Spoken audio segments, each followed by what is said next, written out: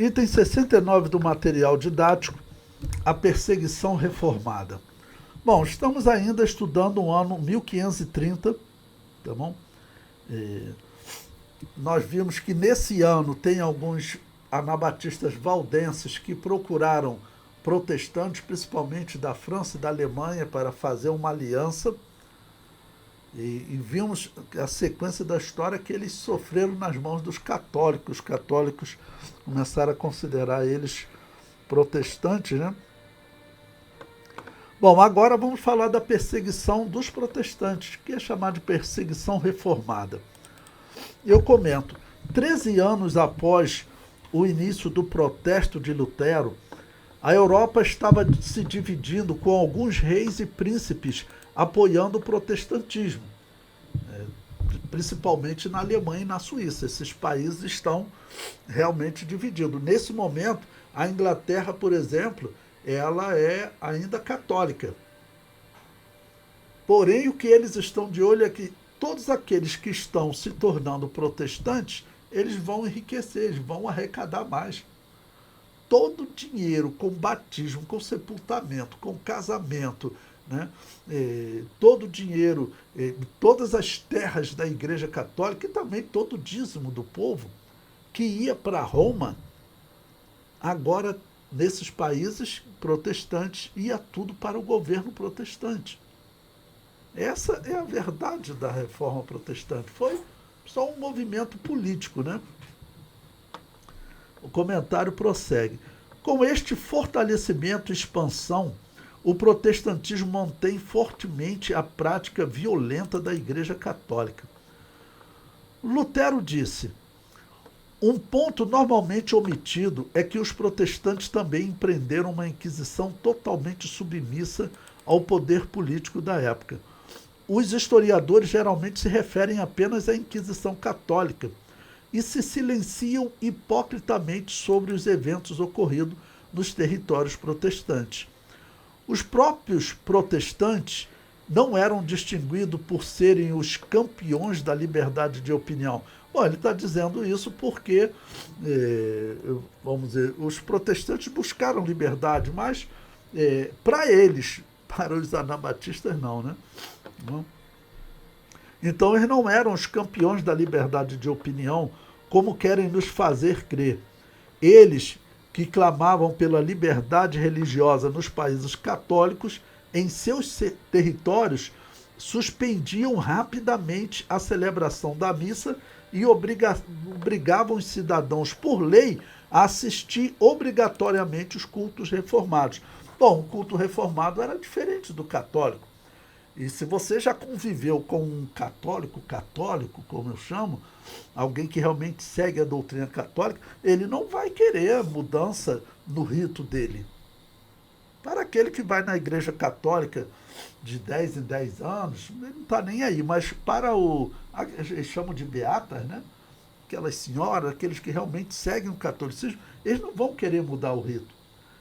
Então, Zwingli, por exemplo, nós sabemos que nesse período, aqueles que viviam nos territórios da Suíça, que pertenciam a Zwingli e aos protestantes, não, os católicos sofriam, eles eram proibidos de manter o culto deles. Inclusive com violência, porque eles atacavam as igrejas para tomar os bens.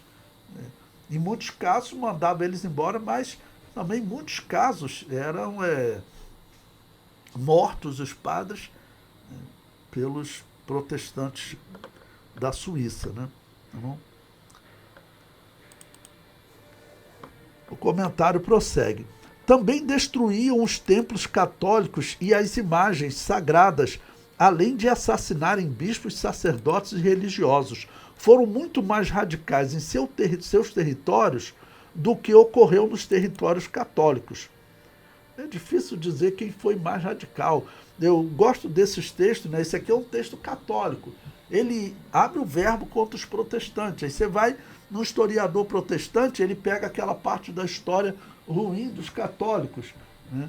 Então é só você ler os católicos falando dos protestantes, os protestantes falando dos católicos, que você descobre tudo. O comentário prossegue.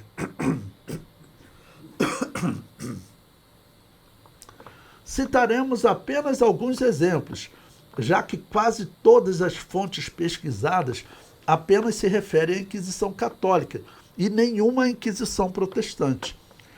Registre-se o massacre dos monges da abadia de São Bernardo de Bremen, no século XVI. Os monges foram assassinados e desfolados. Vão tirar a pele, atirando-lhes sal na carne viva, sendo a seguir pendurados no campanário por bandos protestantes. 6 monges cartuchos e o bispo de Rochester, na Inglaterra protestante, foram enforcados em 1535. Henrique VIII mandou queimar milhares de católicos e anabatistas no século XVI. Aí o católico aqui reclama, 1535 está começando o protestantismo na Inglaterra, né? E ele fala que ele matou tanto católico quanto protestante. Olha, nós vimos um grupo de anabatistas valdense dos vales franceses que se tornaram protestantes, aceitando o batismo de recém-nascido. Eles foram massacrados, serão massacrados nos anos seguintes. Eu antecipei, claro, a história para vocês e falei para vocês que junto com eles, os anabatistas que não fizeram aliança acabaram sofrendo. Alguns sumiram daquela região. Citei o exemplo de 2 pastores que falaram aqui, nós não ficamos mais. Vamos para outro local. Esses escaparam, os que ficaram sofreram. Agora, na Inglaterra, o que vai acontecer também? Henrique VIII é protestante, ele persegue os católicos e também persegue os anabatistas. Depois vai ter a filha de Henrique VIII, que é chamada Maria Sanguinária, que ela era católica. Na Inglaterra, ela se torna rainha. E o que ela faz? Ela persegue os protestantes e também persegue os anabatistas. Então, os anabatistas sempre sofrem. Bom, então, relendo. Henrique VIII mandou queimar milhares de católicos e anabatistas no século XVI, mas foi sua filha católica, Maria, que acabou recebendo o título de Maria Sanguinária. Vamos ver, o católico escreve isso. Será que ele não percebe que essas 2 opções, católico e protestante, não são cristãos? Porque ele está declarando, tudo bem, nós matamos, mas os protestantes também matavam, é isso que ele está fazendo. O católico prossegue. Na Alemanha luterana, os anabatistas eram cozidos em sacos atirados no rio. Olha só, irmãos. Ou seja, as torturas que eles faziam com os anabatistas, e tinha realmente um tipo de tortura que eles chamavam de touro de bronze. Era um touro que eles botavam uma pessoa lá dentro, botava fogo por baixo do touro e aquilo ia aquecendo e a pessoa gritava lá dentro queimando. E eles fizeram um sistema naquele touro que o grito que a pessoa dava lá dentro saía como o som de uma música. E eles ficavam vibrando. O anabatista está assando, o anabatista está assando. E saindo aquele som como de uma música, mas era resultado do grito dos anabatistas. E aqui o católico, então, acaba declarando essa forma de tortura. E prossegue. Na Escócia presbiteriana de John Fox, durante um período de 6 anos, foram queimadas mais de 1000 mulheres acusadas de feitiçaria. Eu já falei para vocês que a maioria desses casos, muito provavelmente, eram de anabatistas. A prova são as bruxas de Salem, que lá um pastor anabatista foi morto, nós vamos estudar a vida dele, e 2 membros da igreja dele também. Então, essa história de bruxas, de feitiçaria, essa história, a Igreja Católica inventou esse negócio de bruxas para justificar a perseguição aos anabatistas. Eu falei com vocês que tinham príncipes, reis, que eles estavam dificultando o trabalho da Inquisição. Aí a Igreja Católica inventou uma história para causar ainda mais medo nas pessoas. E os protestantes fizeram a mesma coisa. Ele prossegue. Nas cidades conquistadas pelo protestantismo, por que ele coloca protestantismo entre aspas? Porque para os católicos, e eles tem que confessar que eles estão certos. Tem que confessar, não, é história. Eles estão certos mesmo. Eles dizem que o que Lutero fez não foi um protesto. Ele não iniciou o protestantismo.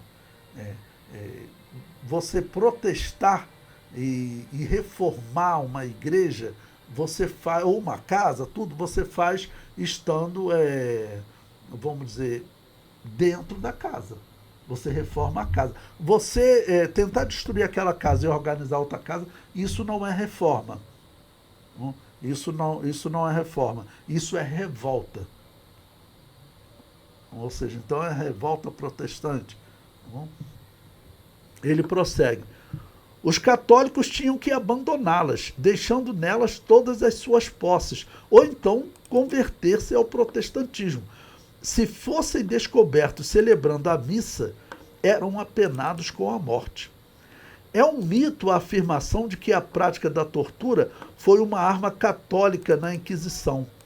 Jansen, um escritor desse período, cita uma testemunha que afirma: o teólogo protestante Meifas descreve a tortura que ele mesmo presenciou. Agora, ou seja, o historiador católico vai citar um historiador protestante. Ele diz: um espanhol e um italiano foram os que sofreram esta bestialidade e brutalidade. Nos países católicos, não se condena um assassino, um incestuoso ou um adúltero a mais de 1 hora de tortura. Porém, na Alemanha protestante, a tortura é mantida por um dia e uma noite inteira, às vezes até por 2 dias, outras vezes até por 4 dias, e após isto é novamente iniciada. Essa é uma história exata e horrível que não pude presenciar sem também me estremecer. O mesmo Jansen nos fornece em outro dado. Em Augsburgo, no dia 18 de janeiro de 1537, o Conselho Municipal publicou um decreto em que se proibia o culto católico e se estabelecia o prazo de 8 dias para que os católicos abandonassem a cidade. Ao término desse prazo, soldados passaram a perseguir os que não aceitavam a nova fé. Igrejas e mosteiros foram profanados, derrubando-lhes as imagens e os altares. O patrimônio artístico-cultural foi saqueado, queimado e destruído.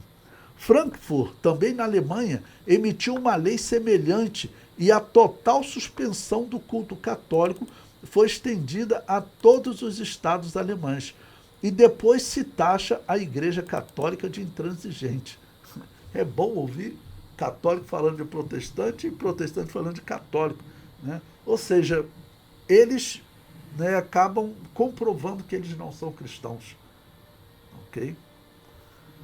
Eles estão aqui debatendo para ver quem é menos mal. Quem matou menos. O historiador prossegue. Em 1530, em seus comentários ao Salmo 80, Lutero aconselhava aos governantes que aplicasse a pena de morte a todos os hereges. Hereges eram normalmente os anabatistas, né?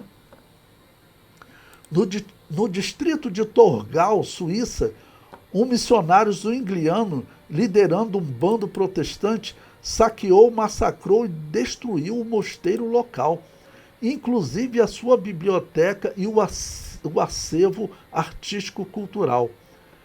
Erasmo de Roterdã ficou aterrorizado ao ver fiéis piedosos excitados por seus pregadores protestantes.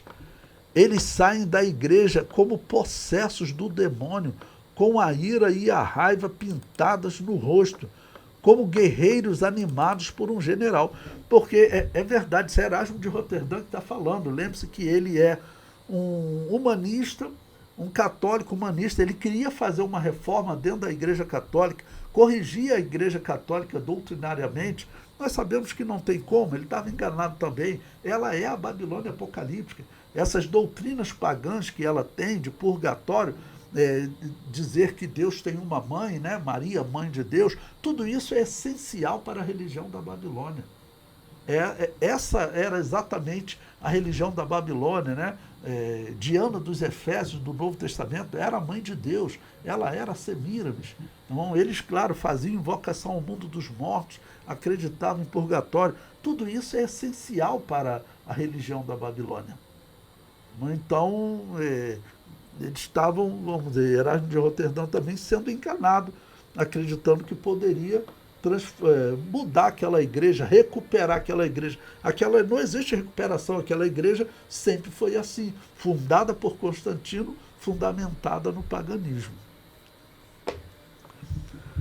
O texto prossegue. O mesmo Erasmo comenta em uma carta que escreveu para Pirkheimer e diz: os ferreiros e operários arrancaram as pinturas das igrejas e lançaram insultos contra as imagens dos santos e até mesmo contra o crucifixo. Não restou nenhuma imagem nas igrejas nem nos mosteiros. Tudo que podia ser queimado foi lançado ao fogo e o restante foi reduzido a cacos. Nada se salvou. Essa palavra do Erasmo de Roterdã é interessante porque eu já comentei sobre ele com vocês. Ele nunca adotou, ele era mestre de Lutero. Ele incentivou a reforma, o protesto de Lutero.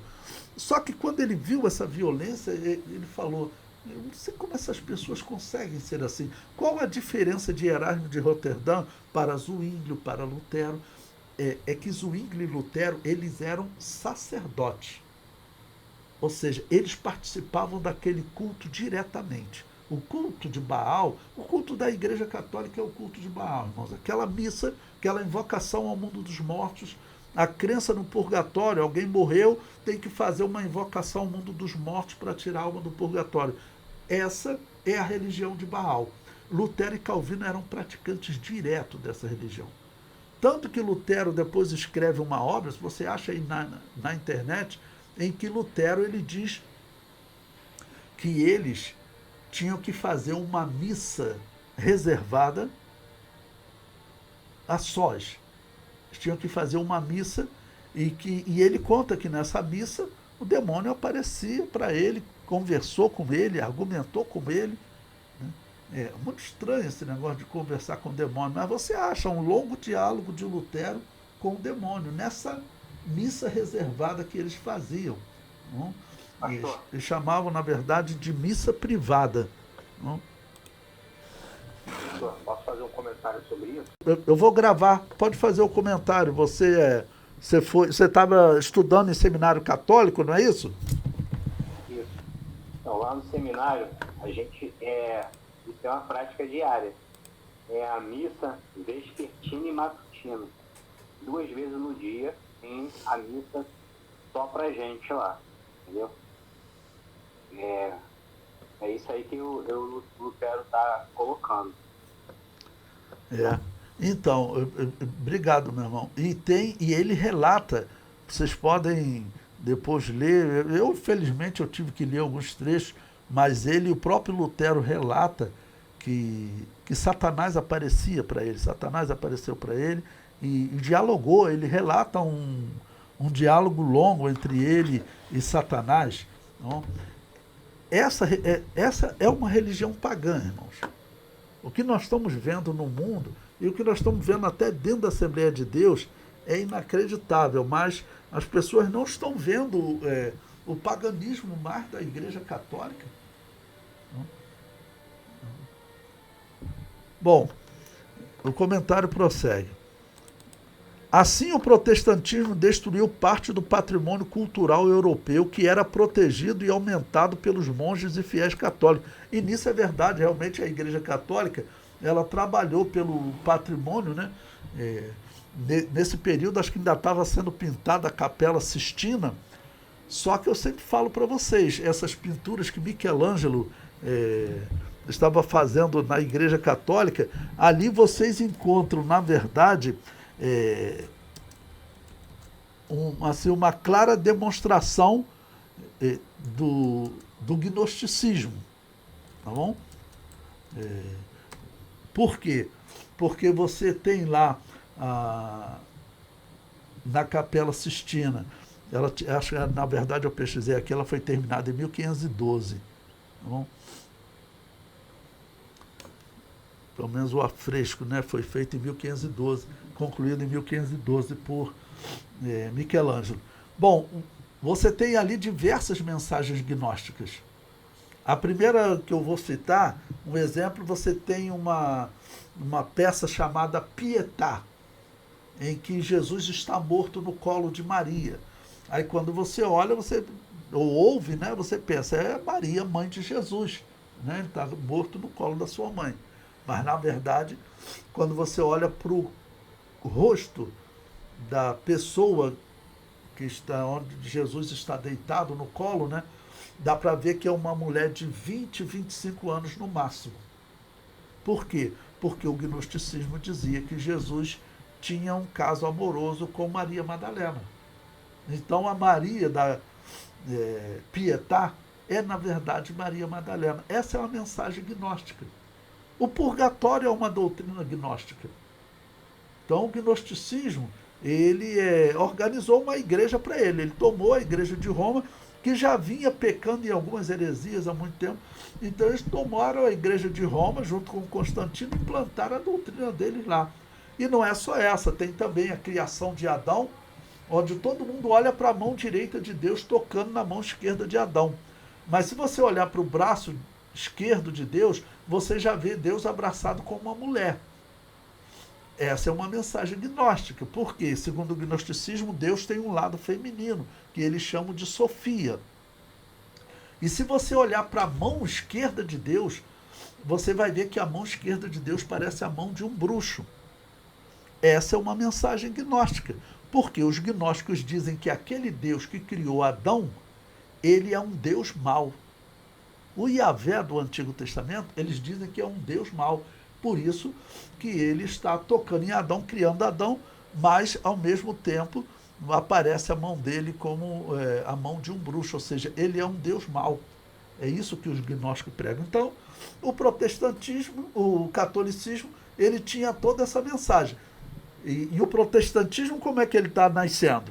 O protestantismo está nascendo com a maçonaria, vamos dizer, agindo para diminuir o poder da Igreja Católica. E, principalmente, eu falo o seguinte, o protestantismo, muito provavelmente, irmão, não foi algo do acaso, foi um plano dos gnósticos para agora, 500 anos depois, fazer os protestantes voltarem para o catolicismo e junto levar o povo de Deus. E pior que isso está acontecendo. Né? Pior que isso está acontecendo. Bom, o historiador católico prossegue. Na Zurique protestante, foi ordenada a retirada de todas as imagens religiosas.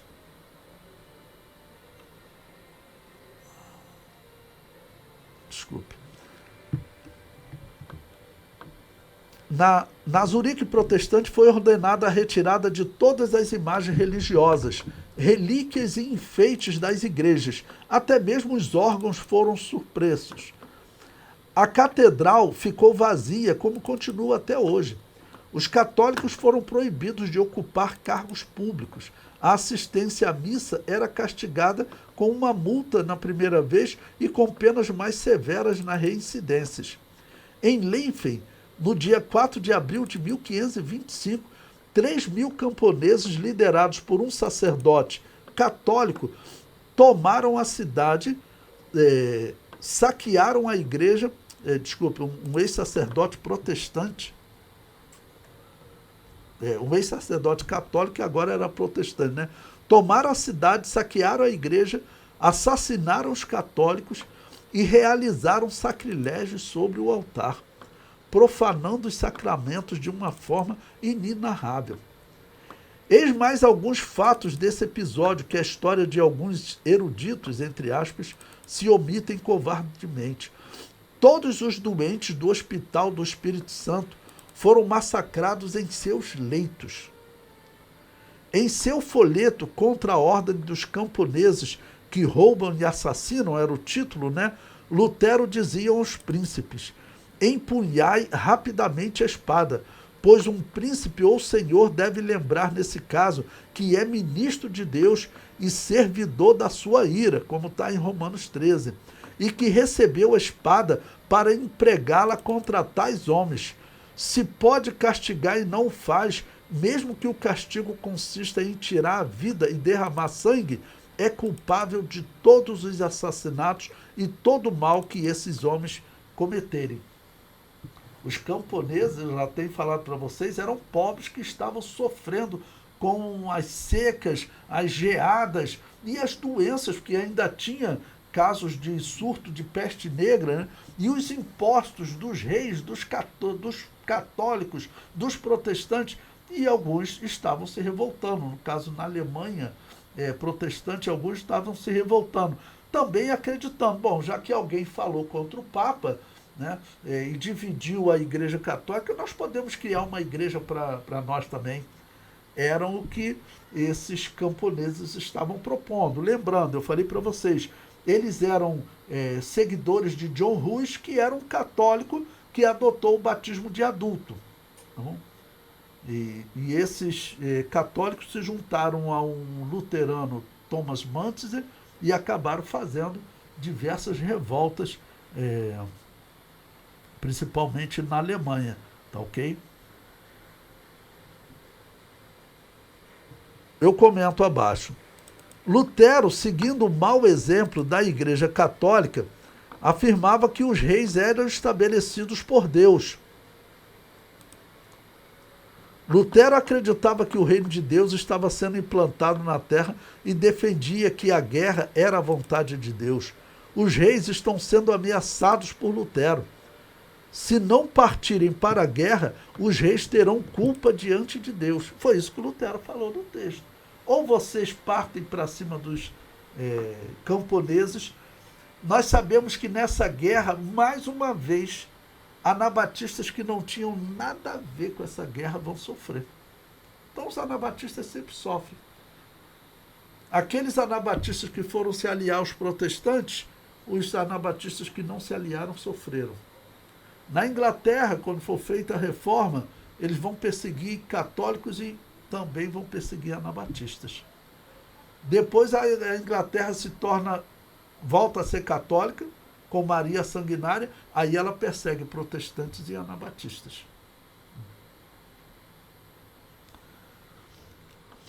Lutero usou a religião e a fé em Deus de maneira indevida.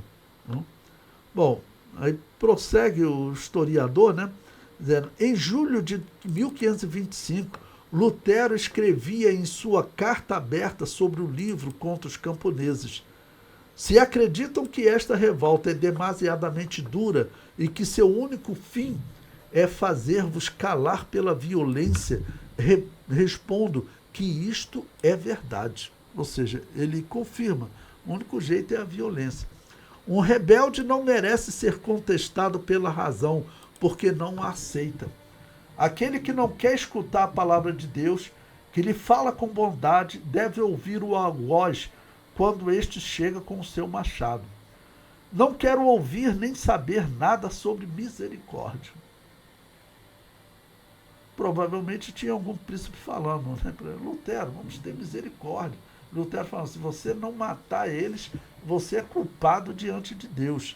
E Lutero diz, não quero nem ouvir, nem saber nada sobre misericórdia.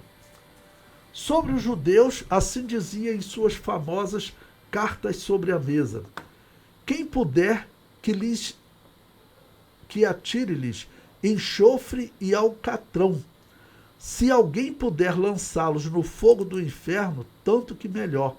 E isto deve ser feito em honra de nosso Senhor e do cristianismo. Que mentira, né? Todos os cristãos de verdade amam os judeus e, se tiver oportunidade, ensina a verdade a eles, mas nunca vai pedir a morte deles. Pelo contrário, oram por eles. Sejam suas casas despedaçadas e destruídas. Sejam-lhes confiscados seus livros de orações e talmudes, bem como toda a sua Bíblia. Proíba-se seus rabinos de ensinar, sob pena de morte de agora em diante. E se tudo isso for pouco, que sejam expulsos do país como cães raivosos. Adolf Hitler, ele usou toda essa escrita de Lutero. Alguns luteranos hoje falam, mas nós não tinha como Lutero saber que as suas palavras seriam utilizadas por Adolf Hitler. Claro que ele não tinha como saber, né? Viveu mais de 400 anos depois de Lutero, só que as palavras de Lutero eram malignas. A questão é essa. A questão não é Hitler, vamos dizer, Lutero não ser culpado de Hitler ter usado. É claro que ele tem alguma culpa. Até porque quando os protestantes criticaram Hitler, ele respondeu, olha, eu estou fazendo o que Lutero falou para fazer. E o católico está escrevendo aqui criticando, mas o Papa também, ele apoiou Hitler. Tanto que Hitler escreveu para o Papa falando de uma solução final, ou seja, vocês católicos sempre tentaram exterminar com os judeus, eu tenho uma solução final para isso. Então, católico, protestante e Hitler é tudo farinha do mesmo saco. Bom, o historiador prossegue. Willibald Pirkheimer afirmou em 1529 sobre a Reforma: não nego que no princípio todas as atitudes de Lutero não pareciam ser vãs, pois a nenhum homem comprazia todos aqueles erros e impostura que foram gradualmente acumulados no catolicismo. Ele escreveu no cristianismo, lembre-se, quando coloca colchete, eu estou inserindo um comentário. Ele está dizendo os erros que foram inseridos no catolicismo. Esse foi a forma que o gnosticismo usou para enganar os protestantes. Eles olhavam para a história. A história tinha sido escrita por quem? Pela Igreja Católica.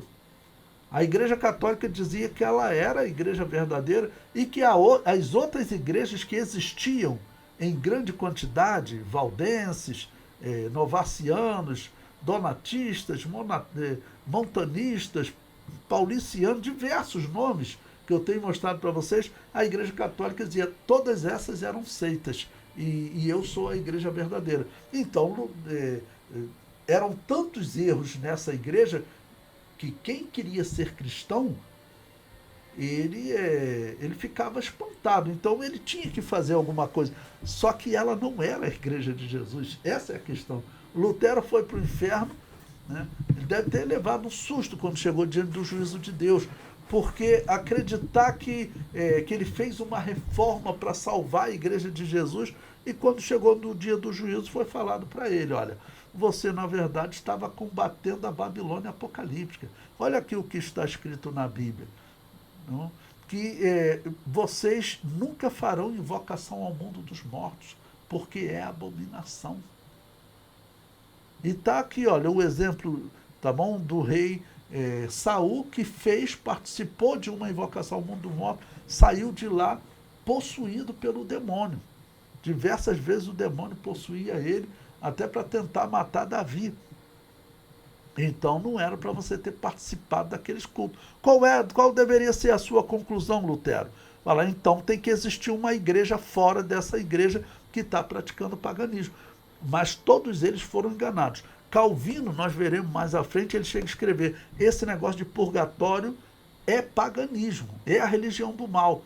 E perguntaram a ele, está na obra dele, as Institutas, perguntaram a ele, mas a igreja pratica isso desde os primórdios, Calvino. Ele disse, eu não tenho explicação, mas isso é paganismo.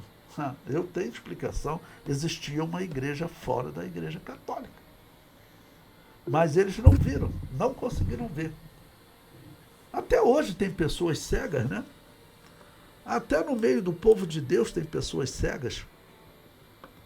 O historiador prossegue. Por isso eu esperava junto com outros que era possível aplicar algum remédio a tão grandes males. Ou seja, a Igreja Católica estava tão corrompida, ela era controlada por banqueiros, por políticos. Os Médicis principalmente, e os Borgias. Então era uma coisa muito feia. Além das heresias, tinha o problema da corrupção política que era terrível. Ele prossegue. Porém, fui cruelmente enganado, pois antes que se extirpassem os erros anteriores, foram introduzidos muitos outros, mais intoleráveis que comparados com os outros, faziam estes parecer jogos de criança. Olha o que esse cidadão está falando. Ele falava, eu olhava para a Igreja Católica e estava tudo errado. E eu queria corrigir, porque eu amo as palavras de Jesus. Quando Lutero começou a falar, eu acreditei nele. Né? E falei, irmão, realmente essa igreja precisa de uma reforma. Só que ele disse, a coisa foi pior, e foi pior mesmo, irmãos. Foi pior mesmo. E eu aproveito até para falar para vocês, doutrinariamente, foi pior o que Lutero fez.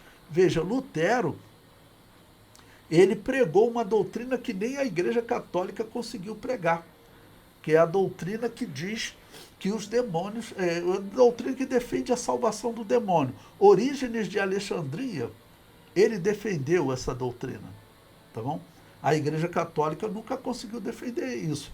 Essa é uma mensagem gnóstica, né?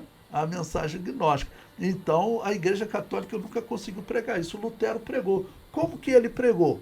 Né? Quando eu digo para vocês que o gnosticismo, muito provavelmente, Lutero e Calvino eram um boneco nas mãos dele. Lutero, quando, segundo alguns historiadores falam, até influenciado pela... não é pelo gnosticismo, não. Me fugiu agora. A cabala judaica, né? Alguns historiadores falam que Lutero foi influenciado pela cabala judaica. O que Lutero pregou? Ele pregou justificados somente pela fé. Essa doutrina é satanista. Essa doutrina está errada. A Bíblia diz justificados pela fé. Por que Lutero falava justificados somente pela fé? Porque ele dizia, não pode ter mais nada, ou não precisa ter mais nada depois que a pessoa tem fé. E Tiago diz que precisa demonstrar a vida transformada. Lutero dizia que não. Se tem fé, está justificado. E por que essa doutrina prega a salvação do demônio? Porque, segundo a Bíblia, os demônios têm fé. Então, se basta ter fé para ser salvo, os demônios estariam salvos. Então, a mensagem de Lutero, ela era uma mensagem, e é até hoje uma mensagem que defende a salvação da alma do demônio. Porque ela prega, basta ter fé para ser salvo. E a Bíblia diz que os demônios têm fé.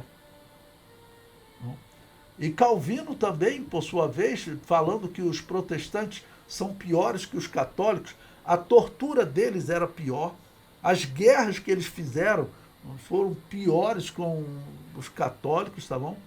E também doutrinariamente. Citei o exemplo de Lutero. E o exemplo de Calvino, você veja, Calvino, ele foi o único homem na história que o primeiro, né, e depois, hoje os calvinistas pregam, né, apesar que muitos deles dizem que não, mas na verdade Calvino prega.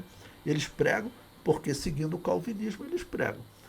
Calvino foi o primeiro homem na história a dizer que o homem que dobra o joelho diante de Deus para adorá-lo, ele foi predestinado por Deus. Deus ordenou que ele dobrasse o joelho e adorasse a Deus.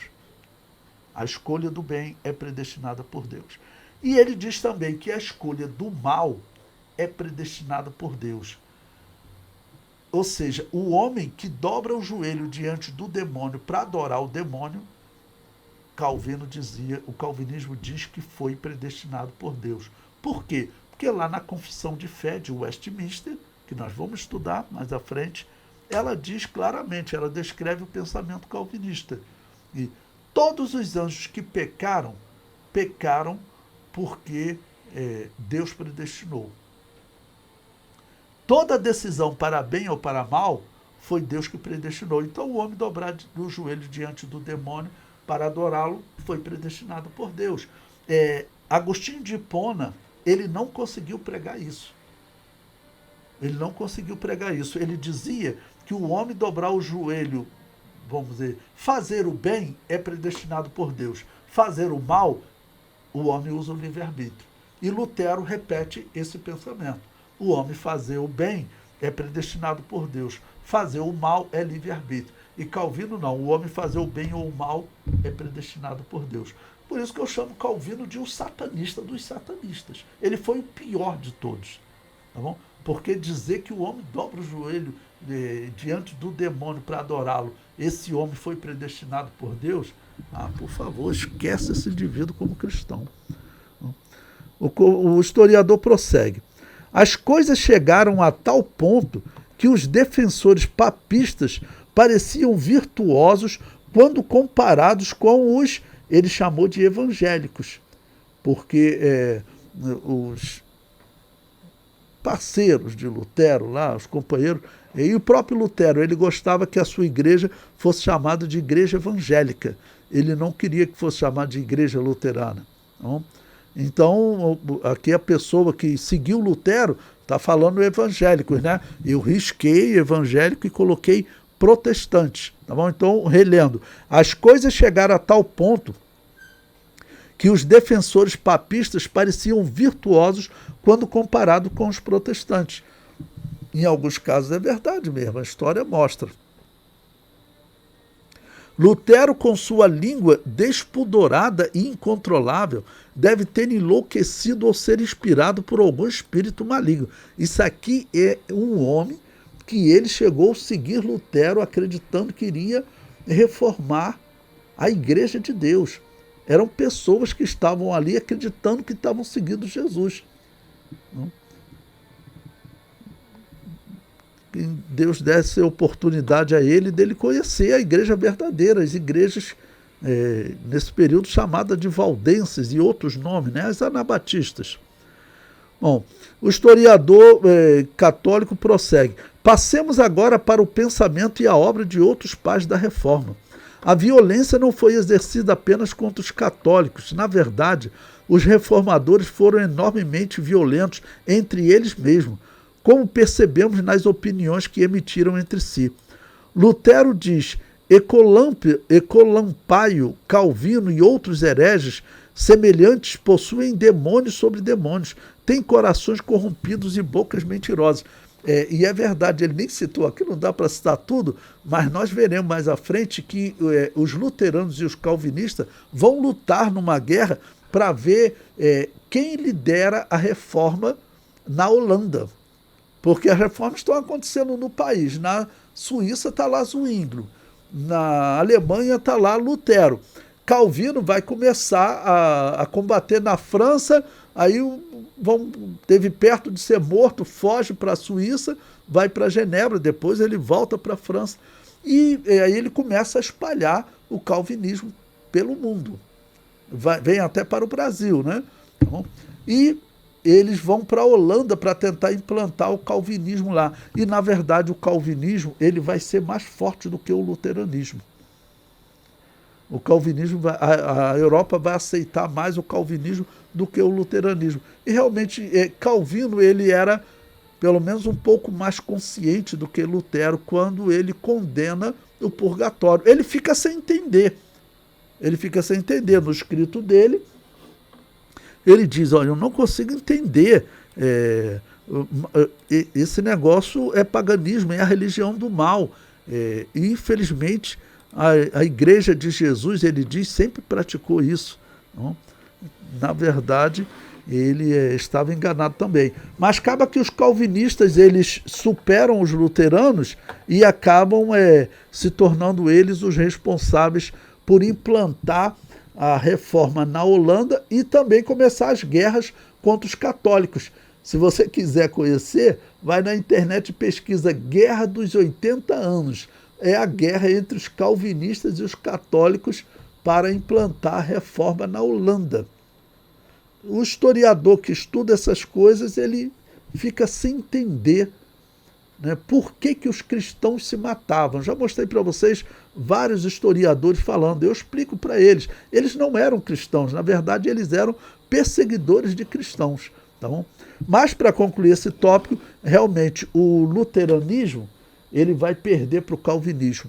O calvinismo ele é teoricamente superior ao luteranismo. Tá bom? E ele tem aquele satanismo dos satanismos, né? O calvinismo diz que os anjos que pecaram, pecaram por ordem de Deus, ou seja, está dizendo que o demônio é o que é porque Deus predestinou ele a isso. Essa mensagem é inaceitável.